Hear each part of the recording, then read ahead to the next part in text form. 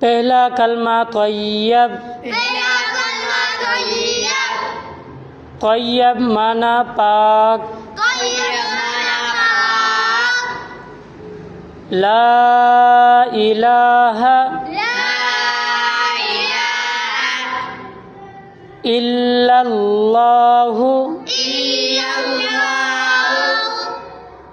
محمد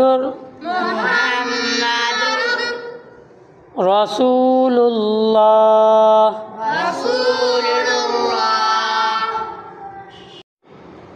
دوسرا کلمہ شہادت.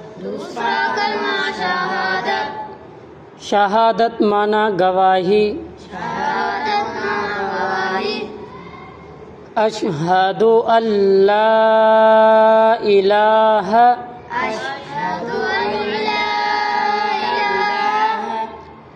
الا اللہ وحدہ لا شریک لہ واشہد ان محمدًا عبدہ ورسولہ.